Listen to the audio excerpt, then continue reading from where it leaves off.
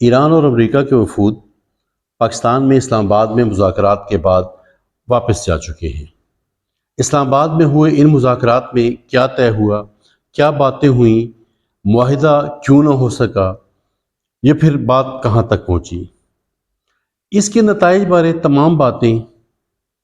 تمام معلومات اور تمام رپورٹس کہہ لیں کہ وہ ساری کی ساری کیا سرائیاں ہیں، اندازے ہیں،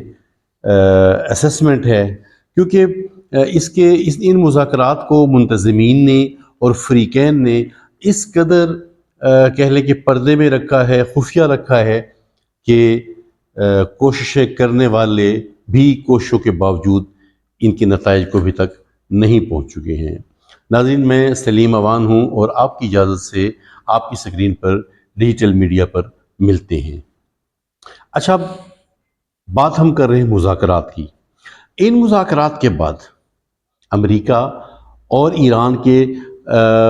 تمام ہوئے مذاکرات کے بعد، ٹوٹ گئے مذاکرات کے بعد جو ایک بات کہی جا سکتی ہے وہ صرف یہ ہے کہ امریکہ چاہتا ہے کہ ایران ایٹمی ہتھیار حاصل نہ کرے۔ کیوں؟ اس کو جاننے کے لیے، ان مذاکرات کے کہہ لیں کہ نتائج کو دیکھنے کے لیے ہم دیکھ لیتے ہیں کہ آخر میں جاتے جاتے جو موقف ایران کا آیا ہے بعد میں، اور اس سے پہلے جو ڈی جی وینس کا وائس پریزیڈنٹ ہیں، نائب صدر امریکہ کی، ان کی جو سٹیٹمنٹس آئی ہیں ان سے ہم پھر جاننے کی کوشش کرتے ہیں کہ کچھ تھوڑی بہت جو معلومات جس سے پھر میں نے کہا کہ ہم اسیس کر سکتے ہیں وہ کیا ہے۔ ڈی جی وینس جاتے جاتے میڈیا سے انہوں نے گفتگو کی تو انہوں نے کہا کہ ہم نے 21 گھنٹے ہم نے مذاکرات کیے ہیں، بات چیت ہوئی ہے، بڑی اچھی بات ہے، لیکن بری بات یہ ہے کہ ہم مذاکرات کے بغیر جا رہے ہیں، کسی معاہدے کے بغیر جا رہے ہیں، ان مذاکرات کے نتیجے میں ہم کسی معاہدے کے بغیر جا رہے ہیں۔ پھر جب ان سے پوچھا گیا کہ بتائیں جی ہرمز سے متعلق کیا ہے، ایٹمی ہتھیار سے متعلق کیا ہے، تو انہوں نے یہ کہا کہ بند کمروں میں جو باتیں ہوئی ہیں وہ میں کھلے عام نہیں بتا سکتا، لیکن پھر یہی کہا کہ امریکہ چاہتا ہے کہ ایران کسی طرح سے بھی ایٹمی ہتھیار حاصل نہ کرے۔ اچھا، پھر اس کے بعد جو بیان آیا ہے ڈونلڈ ٹرمپ کا، جو بیان آیا ہے کہ وہ کہتے ہیں کہ ہرمز پر ایران کا قبضہ نہیں ہونا چاہیے، اور ہرمز سے جو جہاز گزریں گے، ایران کو ٹول ٹیکس دے کے جو جہاز گزریں گے ان کو بھی راستہ فراہم نہیں کیا جائے گا، بلکہ ان پر بھی حملہ کیا جائے گا۔ اور انہوں نے کہا کہ دنیا کی سب سے بڑی بحری فوج، امریکن فوج، وہ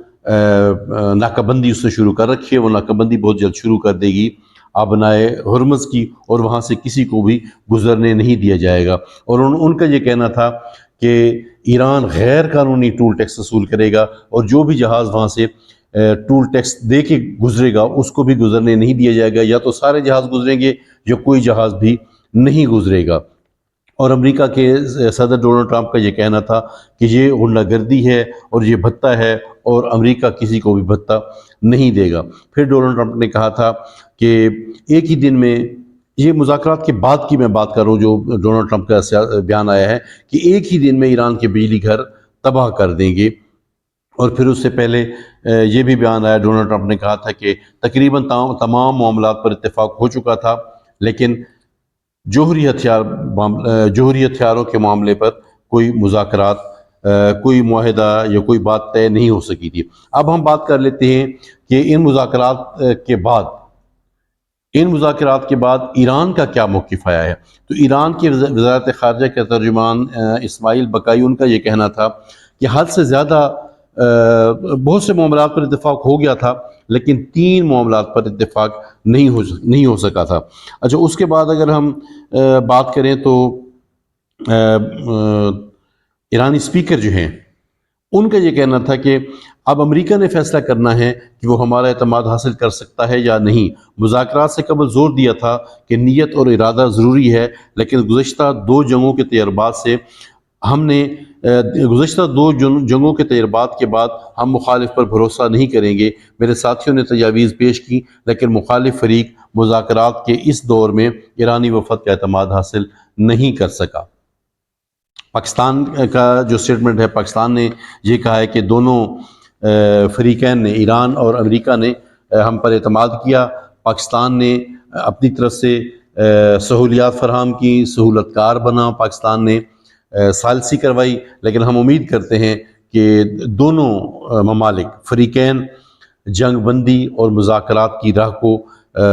جاری رکھیں گے اور مذاکرات کرتے رہیں گے۔ اپنی بات کے اختتام سے پہلے ہم یہ دیکھ لیتے ہیں کہ روس نے امریکہ کو کہا ہے کہ امریکہ اگر کوئی کسی قسم کا معاہدہ چاہتا ہے تو امریکہ کو اس قسم کے بہت سے ادوار سے گزرنا پڑے گا، مذاکرات کے بہت سے دور سے گزرنا پڑے گا۔ اچھا، آسٹریلیا کی وزیر خارجہ نے کہا کہ ایران اور امریکہ کو مذاکرات کی میز پر واپس آنا چاہیے۔ انہوں نے مطالبہ کیا کہ دونوں مذاکرات کی میز پر واپس آئیں، جنگ بندی کو برقرار رکھیں۔ عمان کے وزیر خارجہ نے بھی ایران امریکہ مذاکرات کے بعد کہا ہے کہ دونوں کو جنگ بندی برقرار رکھنی چاہیے اور مذاکرات کی میز پر آنا چاہیے۔ کنکلوژن یہ ہے کہ نہیں ہو سکا تو دو معاملات پر اتفاق نہیں ہو سکا، باقی 10 نکات 15 نکات دیے گئے، لیکن دونوں طرف سے اگر معاملات پر اتفاق نہیں ہو سکا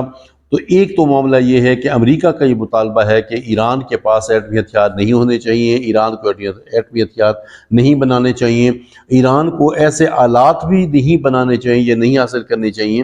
جس سے ایٹمی ہتھیار بنائے جاتے ہیں۔ ہرمز کا معاملہ بھی بالکل طے نہیں ہو سکا، ہرمز کو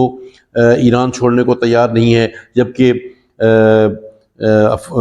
امریکہ جو ہے وہ ایران کا قبضہ اس پر ایران کا قبضہ رکھنے پر تیار نہیں ہے۔